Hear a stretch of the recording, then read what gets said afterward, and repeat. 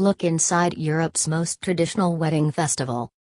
Every year, a tiny mountain community in Macedonia celebrates the union of one special couple.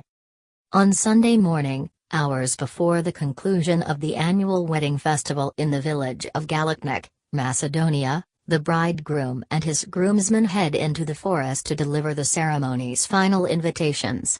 It's mid-July and the group is dressed in heavy tunics and white wool trousers, and accompanied by musicians blowing wooden horns and beating drums. They walk single file along a narrow trail to the graveyard with a bottle of rakija, the local grappa, and a tray of shot glasses. Surrounding a headstone set in a clearing among the trees, the wedding party, already too long, hot nights into the festivities, drink the liqueur, pour some atop the grave, light religious candles, and cajole their deceased relatives to attend the celebration's consummation.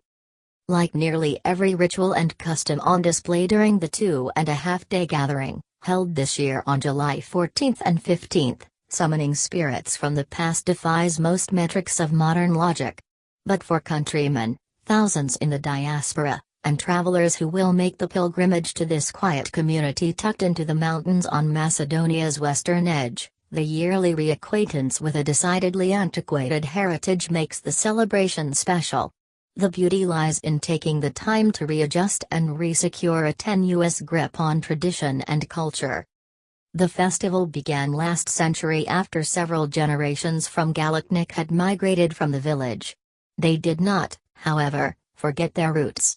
Every summer around the celebration for the settlement's patron, St. Peter's Day, July 12 on the Orthodox Christian calendar, residents return to find their potential lifelong partners and better halves. Today, throngs travel from around the world to help join a new couple, which qualify to be married here by having a family connection to the village, in matrimony while also paying tribute to their ancestors and honoring the landscape that formed them.